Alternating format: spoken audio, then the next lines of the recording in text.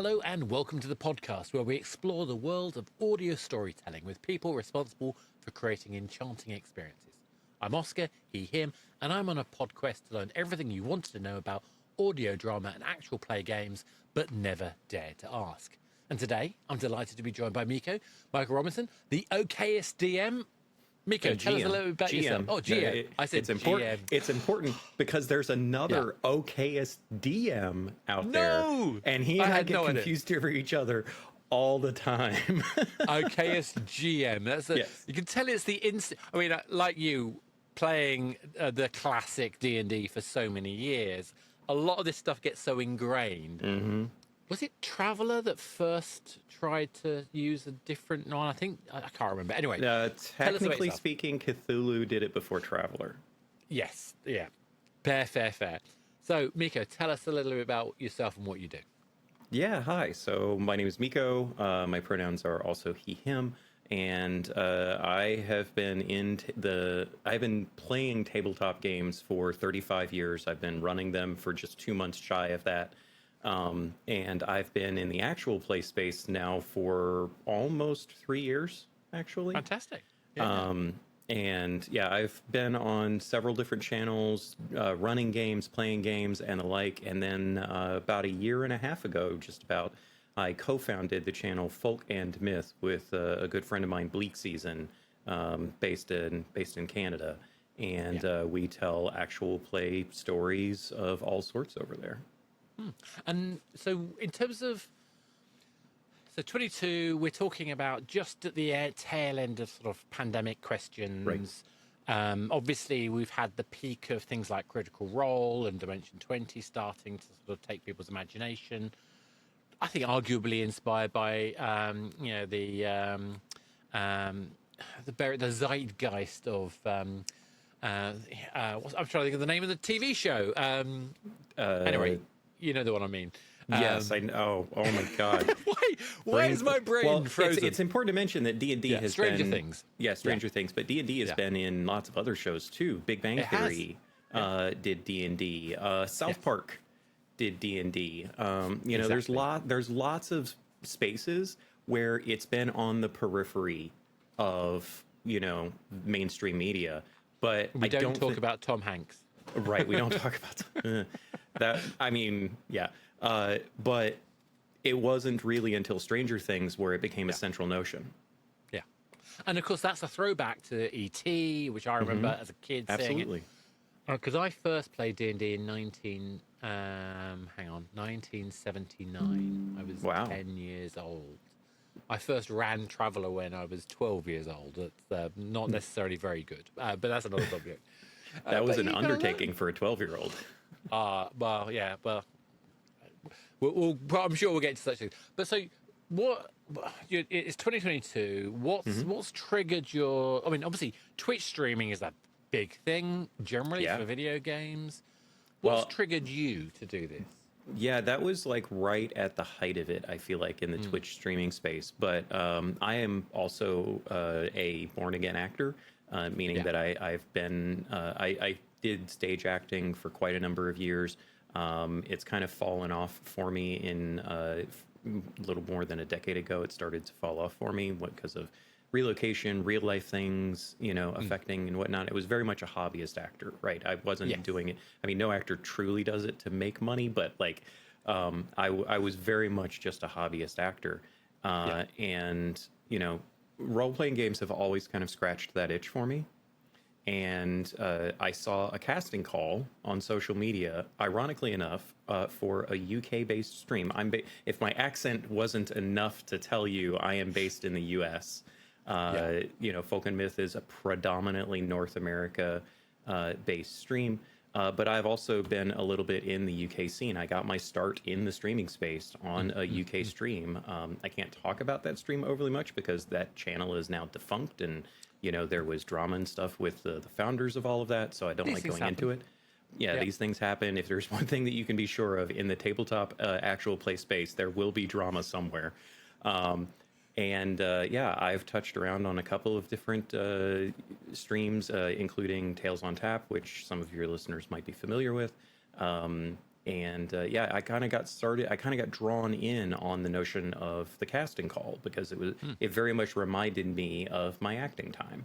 And I had always kind of been at the periphery, kind of interested in doing it or not. I had a number of friends kind of pushing me, saying, "Oh, you should run games. You should stream games that you want to run because, storytelling is so profound for you." And I just had never pulled the trigger until I saw that UK casting call, and that was actually where I met my friend Bleak Season. Was in that casting call where we both got cast for the show. So you literally met in the casting call? Yeah, we literally met in the casting call, and then fast forward to now 3.5 years later, and we are, we're founders on this wonderful excursion that we're doing. So let's talk about. So you're in a casting call, you get selected, presumably, you start joining that production. Are we talking about a classic kind of standard game where are you given a character, are you creating a character? How are you making that work? So it was standard in some ways and then not standard in others. And I actually think that that's a kind of good thing for the actual play space. Everybody should have their own uniqueness for their streams, right? Yeah. You don't want to try to copy something else and just see if you can do it better. You want to have a foundation to work off of and then build from that. And so this one was unique in some ways in that at the time there was two things that were happening in the actual play space. There was either full-on campaigns that had 50 plus episodes, or they were just doing one-shots, right? That's what you did. And this one was a little bit different in that they were doing arcs that would take between 1 and 2 months to tell stories for. So it was anywhere between 4 and 8 episodes. And so I got cast in one that was supposed to run to 6. We got to the 3rd episode, and then drama started happening, and then the 4th episode never happened, and it kind of fell away from there. But it was an arc. We got to create characters. We had a session 0. Sort of session 0. We were talking, everybody was talking about their characters and how to weave stories together and all this stuff. And so, yeah, that's kind of what drew me in, and that's what hooked me, to be honest. And there's something about that. I mean, I'm not no actor, but I am a presenter. I'm used to standing on stage and talking. I loved the Amdram, but I'm never going to be the guy you're going to pay to, do your voice acting. But there's something about that kind of that journey of like sitting there and presenting and performing. It has a vibe. So you've had this experience. It's not working out, that particular one. And what takes you to starting to? Well, what's your next step? Do you go straight to making your own thing, or do you? Explore others? So when the drama happened, that was kind of a wet blanket, thrown on top of me, because I didn't have any other contacts in the space at all. Right. And so I was very kind of down because of all of that. And it took a couple of months before I started looking at other casting calls and whatnot. And I was getting into the casting calls, but, not being selected because I don't know if anyone has taken part in some of these, but oftentimes, like real acting experiences, there's a limited number of seats and there's sometimes four times as many, applicants for that. And so, I'm a cis white guy, and there's little, just in looking at me, there's little for me to present myself as being unique. And it hasn't been until I've started, at the beginning anyway, because I didn't have a body of work, right? I didn't have contacts. I didn't have people that had seen the stuff that I do, because there wasn't anything. And so there was no uniqueness there. And so it was pretty difficult for me to try to move forward with things. But then Bleak Season, who I have mentioned now a couple of times, Exactly. he had connections with a couple of folks that he had gotten, in with, and he invited me to play on another channel. And I got in there and I played in that. And then a month after that, they invited me to be part of their production team. And then a month after that, I was, producing games on a weekly basis and running games and participating. I got really hooked into it very quickly once I had a connection in.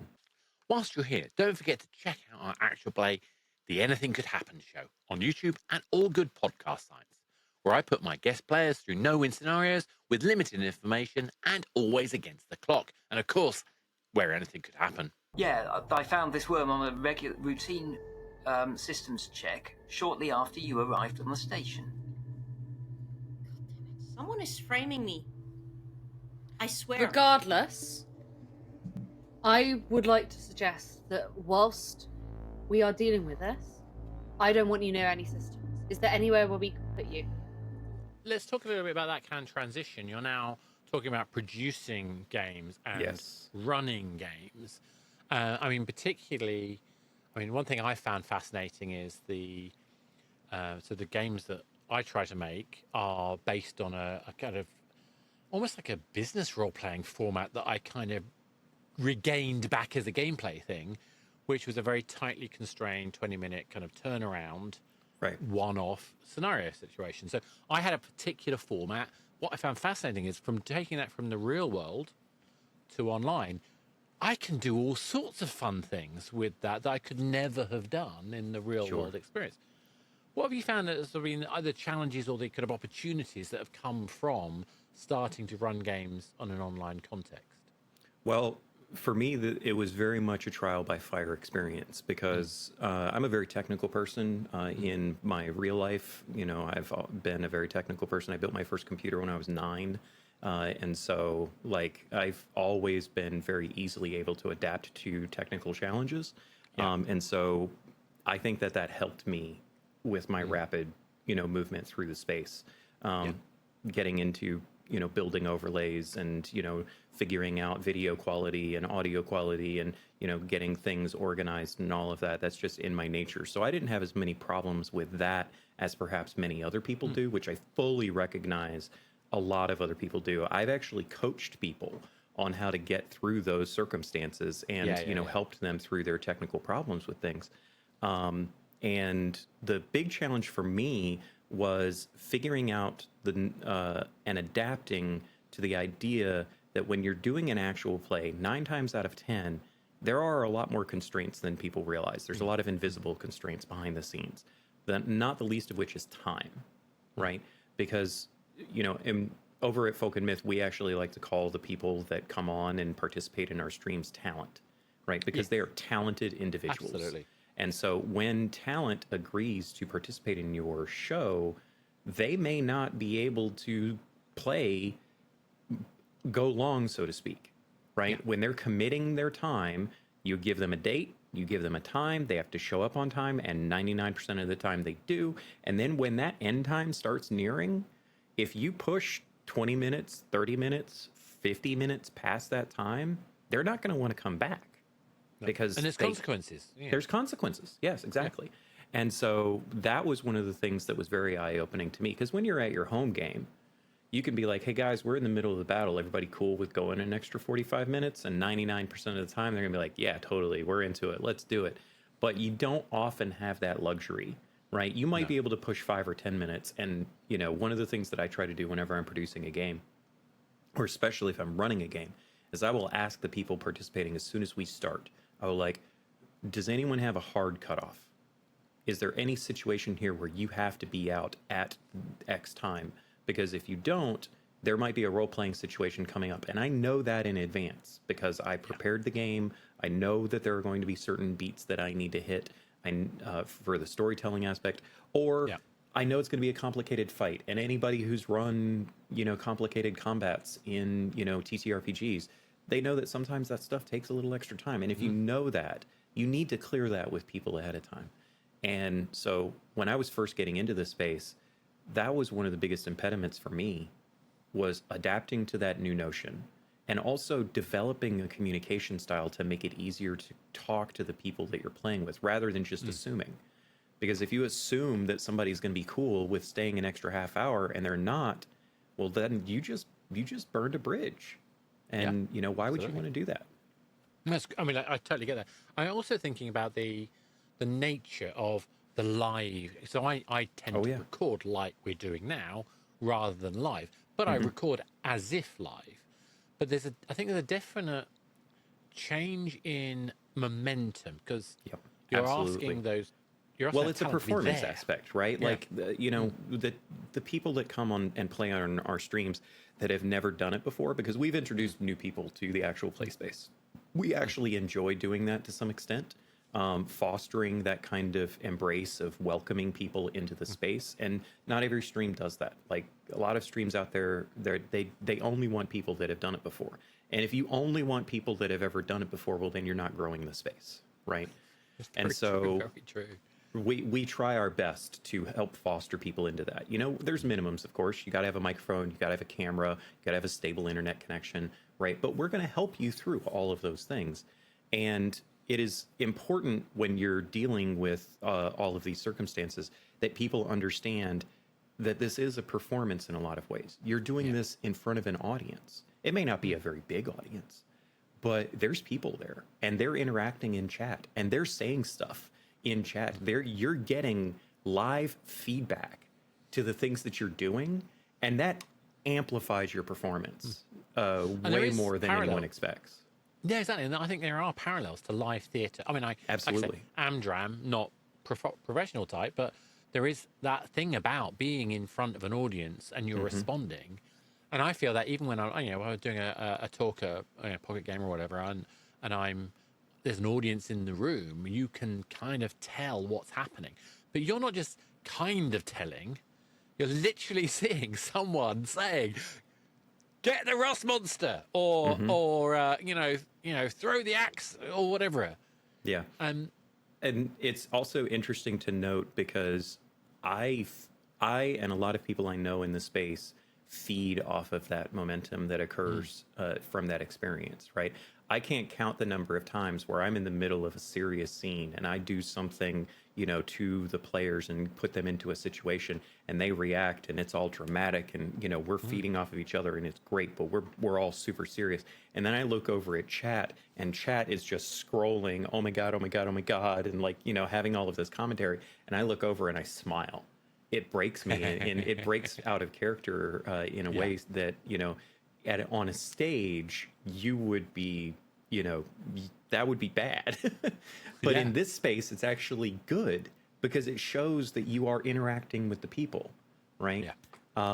And especially if you are in scenarios where you have like incentives for folks in chat to like use channel points or donate and do things that can help impact the game in some ways. Like all of that stuff is really, really good. And the level of interaction that live actual plays give you is huge. I've done pre-records.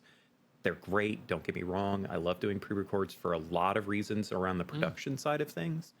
But in my personal opinion, pre-records are never as impactful on the relationship with your community as live play. I completely get it. Agree. But as well. Yes, and let's try and get back into the yes and mindset here. What I'm thinking about here is that there is a there is a function that happens to the way the rule mechanics need to operate and the way that play has to flow in order to facilitate the best viewing experience. Sure. And I also wonder how the fact of the players out there commenting also impacts on that flow and therefore what you do with the rules. Am I making sense? Yeah, totally, 100%. And I have participated in streams where that is very impactful, both as a person in chat, saying things and doing. I'm not a rules lawyer, right? Let me just be clear about that. But I have done this for so long. Yeah. It is very difficult for someone to stump me with a rule. Right. And oftentimes I find myself in situations, and I do this on the To the Tales on Tap guys all the time. And sometimes they love it and sometimes they don't, where something will be happening on stream and I'll type out the rule for them in chat and that affects their play. Right. Actually. Yeah, exactly. But I don't mean that in a bad way, by the way. I meant that. Right. No, totally. It's fun. And I've had chats do that to me as well, or to my players more often than me. Yeah. But like, we'll say things in chat. And one of the things that I get no end of joy in doing is presenting something where someone expects it to go a certain way because they have an understanding of how it works in traditional D&D, and then subverting that tradition and subverting that expectation, but they don't know it in the moment. And then 5 minutes later, when we get to that reveal, seeing the reactions from both my players and from the chat from those experiences it's beautiful. Yeah, beautiful. I totally get that. I mean, there's something when you see the kind of machinations of the GM and the party not seeing it coming. When you watch that happening on a stream, I think that is genuinely magical. So when you kind of approach these games, how, I mean, like I say, you're not a rules guy, but you know the rules well. How do you maintain things? Like, so for example, traditional D&D, which is obviously what a lot of people are doing, and I think you do a lot of that as well, does have a tendency to have a your go, my go, your go, my go, which can get a bit laborious. Yes. How do you maintain the energy for an audience when it's in that kind of state? For me, it's about storytelling. I am a professional storyteller, right? Like, I get paid to run games, both streaming as well as in person. It's my I'm a stay-at-home dad. That's my primary job, but my side gig is professional storytelling. And I use the term storyteller on purpose. I'm not a games master, right? I the Okayest GM is in my thing, or in my name tag, because that's what people will recognize. If I say the Okayest storyteller, that's a word, that's a lot of word, not worth it. But also that, that doesn't mean something to people. No. But storytelling means something to me, right? Storytelling means that when I'm in a game, when I'm running a game, or when I'm playing a game, I want there to be a story there. I want to feel that there is movement happening in the story. And I do that with combat as well. I don't do very much combat in my D&D, right? Because I personally find it to slog the game, right?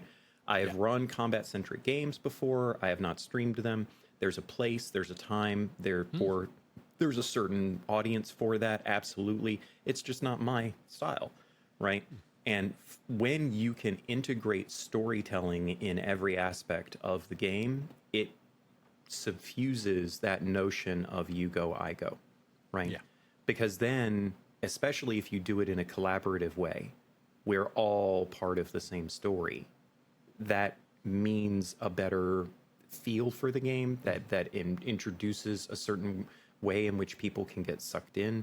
I talk at great length with people that are just wanting to get into this space about the notion that there is nothing worse than being involved in a story and then something anachronistic happens and it takes you out of the story, right?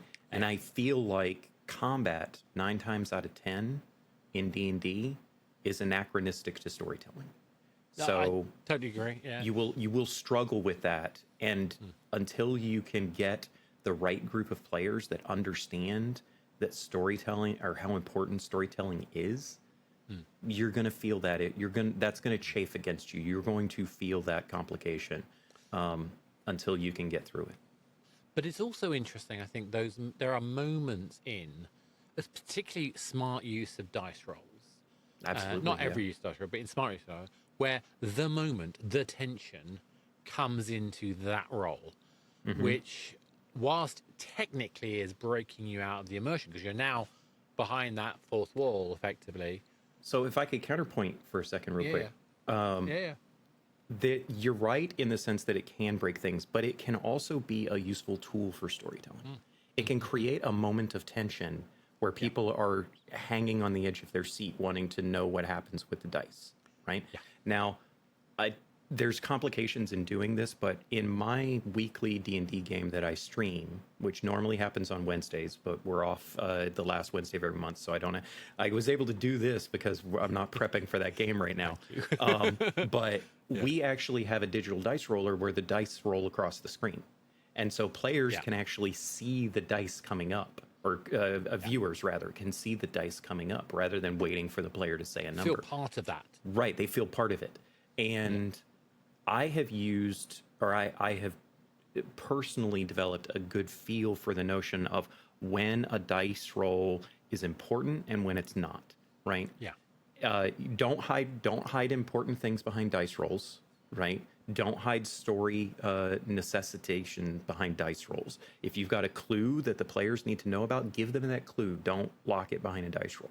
You might still do a dice roll and then give them something extra if they roll really well, but just give them those clues, right? But then use dice as a way of building tension in unexpected ways. Like, for example, I had a perfect example of this a couple of weeks ago on my stream where one of the players was using a telepathic ability that we've established in the game that he has to see the memories of a person as they were trying to relive them in their mind, right? And during that memory, the way that the role playing was happening between what his interaction was and what my interaction was, I decided that there was a tense moment there where I could throw in a saving throw for him because he was basically experiencing a traumatic event that that person experienced through that telepathic link. And so I threw that saving throw in there in the middle of us doing all of that when no one was expecting it, right? And that instantaneously created a moment of shock for everyone, including the viewers. And so as much as it might have been like, oh yeah, okay, so now you have to do a roll, hang on, what's my modifier and all of that, that was all completely suffused by the notion of, wait a second, I've got to do what now? And what's that for? What's the consequence if I fail? All of that tension, absolutely, like you say, it's layer upon layer of. I think what makes the sort of the principle of a game as story so fundamentally interesting. So yeah, I agree with that. I would also add though that that is only a piece of the puzzle, right? Yes. That you really do need that level of buy-in to story in order for that to work effectively. Yeah, unless you've got that suspension of, I don't want to say, well, I'm going to say suspension of disbelief. I don't just mean that. I mean like that. I'm in. You know, I'm engaged in that process, and like I say, with a lot of actual plays, I suspect one way of looking at it is there's several layers that I'm in at different points in the game, unlike an audio drama. Yeah, exactly. It's the investment. Yeah, that's a good way to put it. So let's take another stance. So we've talked about kind of the impact of having an audience on the way that you run the game and the commitment you're expecting from the talent, and also the way that the interactions with the audience affect rules and vice versa. So now let's talk about it as a production, as a piece of media. Now you're doing this live. You're using a platform to do that. But how are you thinking of that story arc and how you sustain an audience engagement over the longer term, and not necessarily with the same story, but in principle as their commitment to your channel? I think that comes from being willing to invest not only yourself, but also get the investment of the players into the story. I mean, I've run almost 100 games in my homebrew world of Ystera on various channels. I'm coming up on my 50th episode just on Folk and Myth. And it's been, all of those 50 have been on one campaign. And so that has taken a great deal of buy-in, not just from, me and, production side of things, but also from the players. And we have woven this story together. We've, created a scenario where the characters are important to the story, not because they are the players, but because there are justifications for the way that they have developed the story. And if you can't get that, then you might as well just be playing one-shots and, ride it like you stole it, so to speak. And use the tools that you have at hand to blow things up and to create vibrancy in momentary ways. But if you really want to tell long-term stories, it's all about that investment. And my impression of particularly Twitch, but more generally streaming, is that it's a long game anyway. Building an audience takes considerable time, consistency, and Absolutely. predictability. Consistency, I think, is the number one rule of that, by the way. Yeah. You need to be willing to commit yourself. And then Yeah. also at the same time, communicate to your community of, what is happening and when it's happening, and do your best to stick to that, right? Because the moment that you are relegated to a level of, oh yeah, that guy streams sometimes, don't bother paying attention to his schedule though, because he'll miss. The moment that you do that is the moment you lose your growth potential. Yeah. And I say that from experience, right? Because we at Folk and Myth, we're less than 18 months into this, and we're coming up on 1,000 followers right now, which is pretty significant growth Yeah. for a channel as young as ours. So I mean, to get to that point, or as you're growing that audience, what are the what are the tools of the trade of doing that? I mean, so obviously coming from a games industry point of view, I'm going to be thinking about page acquisition. I'm going to be about social media. I'm thinking about in live environments. I'm thinking about other games. It's a whole bunch of things that I'll do. It's all of those things in a way, but none of them are the key to the problem, right? Right. You have to think of it less about, these are the steps I need to take, and more think of it as, no, this is the foundation that I'm building, right? You need to build a foundation, and it needs to be, if you're doing it by yourself, well, I feel for you because you're going to burn yourself out, but also, you need to think about things from a more holistic perspective in regards to what do you need to make sure that you are putting yourself in a place that you can succeed, right? And that's different for a lot of people, right? Some people only need time. And if all they need is time, then that's great. But other people need resources, If you are working off of a foundation of, I've got my computer set up and, I can do whatever I need to do, then great. But not everybody has that. Some people might need additional technical resources from, folks like me that can help them figure out OBS or, there's so many different ways that you can tackle this. But if you don't have that foundation of what do you need to actually do the job, what do you need to actually hit that go live button, then you're setting yourself up for failure, right? One of the reasons that I think that technical problems happen so often in the actual play space is because most of the time people are not well prepared for things when they go live, right? Yes. We have technical problems on Folk and Myth as well, but 9 times out of 10, the technical problems that we have are not because of things that we're doing. It's things like the internet went out, can't stream right now, or weird stuff like that, and that comes from the foundation principle of we built this up to what we needed to be able to hit that go live button. And that's it. So it sounds like you're saying that preparation Preparation's key. Is key. Yeah.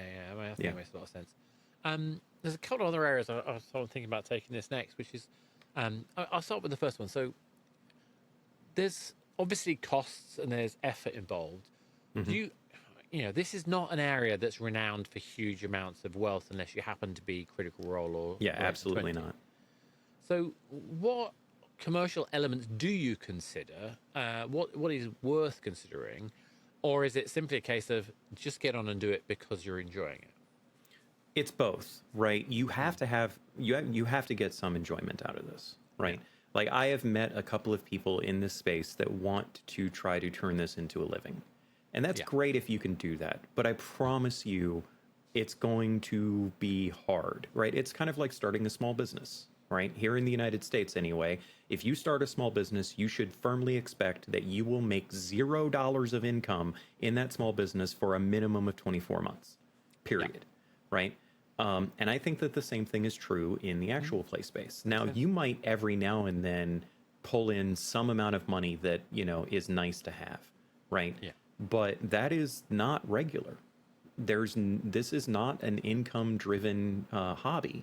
This is a hobby that we do out of enjoyment, and hopefully you can get to a point, and that's kind of where we're at with Folk and Myth now. We basically make enough money to cover our costs, right? Yeah. We actually did very well at the beginning of this year. We were we got lucky in involving ourselves, which we do very regularly, in a charity stream. And that charity stream, which raised we were part of like several other streaming channels. That charity stream was really good for the charity, but it also got us a little bit of additional wealth, in the sense that we made enough money that we were actually able to pay for everybody's tickets to go to GaryCon this year. Fantastic. Right? Yeah. All of us still had to pay the out-of-pocket living expenses and travel expenses and all of that. The channel didn't make anywhere close enough to be able to cover that. But our entire team, and that was like $500, I think, that we were able to put together to do that. And that was huge for us. That was big. And, Huge, totally. I applaud channels that can do better than that, but that's not why we're here. No, and I'm going to be talking to channels of all kinds of sizes. I think most of the people I'm going to be talking to are exactly in the situation you're describing, which is, creating something where we can cover the base cost so we can keep doing it, because at the heart of it, we're creating something that we just enjoy making. Yeah. And if we do it right, the audience gets to enjoy making it as well. Yeah. Now, that being said, your costs when you're doing your streaming can vary quite a bit. Yeah. Right. Now, I am lucky in that, I have my side gig. I'm able to make a few bucks on the side doing professional storytelling, and that covers costs for things like I've got, I pay monthly for Adobe Pro, right? So, that's expensive, and I've got access to all the Adobe suite of tools, but you don't need that if you want to be in this space, right? There are tons of free tools out there that are very, very good. And you can get by using those free tools to do things like video editing or graphics editing and all of that sort of thing. You don't need... DaVinci is fantastic. I switched from Premiere to DaVinci and paid for it.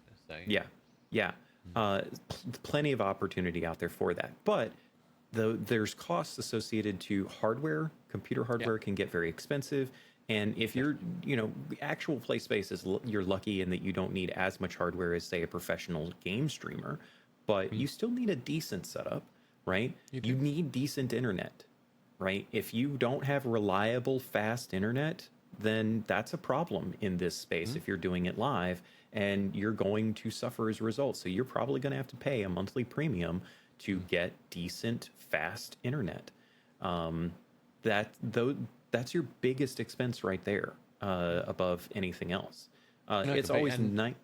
Sorry, go ahead. And I get the impression that the US, your internet costs tend to be higher than they would be proportionately for us here in the UK. Absolutely. Is that fair? Absolutely. I pay out the nose for, and I can give you, I'm not going to say exact numbers, but I can give you percentages. When I lived in Canada for 6 years, and when I lived in Canada, I had the exact same quality internet in Canada as I have here. And I live in I live just outside of Washington, D.C. I'm in a major metropolitan area. We have really, really good quality internet here. And up there, I lived in Ottawa. I lived in the capital there. And there was it was very comparable. There wasn't an opportunity cost of, living out in the middle of the boonies and it costing more or anything like that. They were 100% equivalent. And I pay 4 times as much here as I paid up there. I pay literally 4 times as much. That's horrendous. Yes. But I suppose that every territory has its own questions and issues, and obviously we're not going to talk about the world being on fire. Far too much going on. But this isn't that kind of podcast. That's not that podcast. If you're enjoying this interview, why not check out this brief trailer from our guest? Change, the seed of every epic, the heart of every lore. Legends are not just tales, they're experiences lived and shared. Every voice adds to the legend, every moment becomes a memory. Folk and myth. I think you raised something really interesting, obviously, with the whole drama thing. What made me think there, before we kind of wrap up, I think the the fact of the mental health of your talent seems to be something that you figure into this process as well. Absolutely. what are the kind of key things that you think help make sure that you minimize risks of individuals having issues and even the show itself having issues? Do you have any kind of thoughts or lessons that you've learned? We have lots of thoughts about that at Folk and Myth. We talk about it all the time. The number one thing that I tell everybody is communication. Yeah. You have to talk to each other, right? You have to talk about every aspect of what's happening, right? We run very, very dramatic stories on Folk and Myth. We have mature content warnings on most of the streams that we do. We talk about very, very diverse and difficult subjects. And the only reason that we are able to do that and not suffer from doing that is how much we talk to our players, to each other, to our storytellers, all of us. We don't have just a session 0. We have a session 0 and then a constant stream of making sure that everybody's comfortable with what's happening, right? We have safety tools that we have built into the game. I was going to ask. Where players can literally, in the middle of games, ask to move on because something is making them uncomfortable without having to say a word. They just type something in chat and there is no question. We move on. Now, knock on wood, and this is an audio podcast, I just tapped my forehead. We never have had that happen on stream. We have had players in the middle of a stream say, hey, this is affecting my mental, I gotta go. And they left. And we just adapted and moved on. And we're fine with that. We held no grudges against that person. It happened. Absolutely. There was some talk about it behind the scenes, but we didn't need to go into details. They said what they needed to say, and we supported them throughout all of it, right? You have to support your players. You have to support the people that are helping you tell stories, because without them, you can't tell the story you want to tell, right? Exactly. This is so familiar. I mean, I used to run like 50-person LARP events, so murder mystery style LARPs rather than the rubber sword type. And we had a particularly challenging storyline, and the person who had that challenging storyline had previously been asked, would they okay with it? They said they were. When it happened, they discovered that they weren't okay with it. And it's amazing how, you've got to be able to adapt when somebody is having a problem. Yeah. And like you say, communication is the only way to do it, and those safety tools, I think, are so essential. We've adapted. There's Monty Cook did a while ago did a safety tool checklist thing. Yeah. We've adapted that. It expanded on it tremendously for our purposes. Yeah. And I think a lot of people build things off of that, right? So I don't think that I don't hold ourselves up as the only people out there doing this. I know a lot of streams that do this, right? Yeah. But one of the things that I think that we do differently from that is when we get the checklist, it doesn't end there, right? No. We compile the checklist, we look at all of the reds and the yellows and the greens, and we let the entire group know what are reds, and then we talk about what are yellows, and we talk about the things that are going to come up in games. But then after we have a particularly challenging game, we will check in and say, everybody good? Everybody's still green? Like, do we need to talk about any yellows? Is anything red coming up here that you weren't considering before? And I can give a very concrete example, very personal example of that happening to me. One of the streams that I used to participate in, we had the checklist. We did the checklist, but there was something that was not on that checklist, and that was drug use, right? Right. And I personally don't have a problem with drug use. I don't want to, participate in drug use. It's not for me. And I was in a game where one of the other players, and it was a very tongue-in-cheek moment. He was basically the equivalent of smoking a blunt, right? Yeah. And he offered it to me, and I was like, "Nah, I'm good." And then he kind of persisted with it a little bit, and I role-played my way through it. And I just took it and put it in a pocket and just tapped my pocket and was like, save it for later and all of that. And I moved past it. But then after the game session, I had to bring it up. I had to bring it up and be like, hey guys, this is kind of a red for me. Right. Yeah. And that opened my eyes to this notion that it doesn't stop at filling out the checklist. That makes sense. Makes sense. I think that's a particularly interesting one. I remember I was on a stream where that sort of thing, not quite the sort of, but I think a kind of joke version of drug taking was part of the story, and it was fun. But in hindsight, I can totally see how some people might find that triggering, to say the least. Yeah. Yeah, it's interesting. I think this is the thing, is that we evolved very early on, back in the 90s, a system of using safe words, which was probably a similar sort of time when people were using the card, the X card kind of.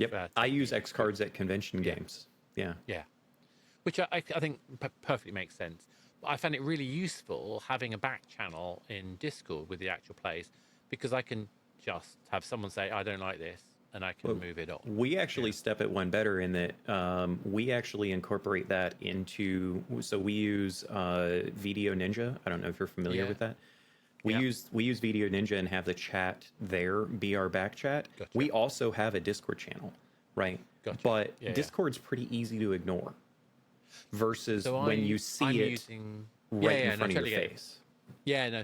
The reason I can use Discord is because I'm using private channels specifically for the players. Yeah. One-on-one ones. No. We do that as well. Yeah, we do that as well. Okay. But when you're doing it live, we tell people turn off Discord because it uses up a lot of system resources. They're not going to be able to turn off Video Ninja because that's what they're using on stream, right? So no, that makes sense. Yeah, having that back channel integrated into the VTT or the whatever you're using for capturing cameras, I recommend that if you can do it, because it's a lot easier to make sure that everybody is seeing the messages. Makes a lot of sense. So we talked a lot about kind of the process of getting an actual play, particularly a streaming actual play together, sustaining the party, sustaining the audience and building and growing the audience, kind of a lot of the elements that affect role play and storytelling in general. What lessons would you say if somebody wants to set up their own kind of streaming actual play? What lessons would you suggest that they take to heart? Oh, that's a good one. I think that the number one thing is, and this is going to be something that's really hard. Don't over critique yourself, right? Don't worry about every little problem that happens, because there's going to be a lot of problems that happen, right? There's going to be new things that pop up that you didn't think about. There's going to be new technical challenges that, arise in the middle of, your streams that are going to be impediments to your storytelling. And you need to not be overly critical of those, right? Because it's kind of demoralizing in a lot of ways, and it can be very challenging on a person's mental health. This is a challenging field. It's one of the most rewarding and challenging hobbies that are out there. And so if there's one lesson that you could ever learn from me, aside from technical stuff, it is be okay with problems happening.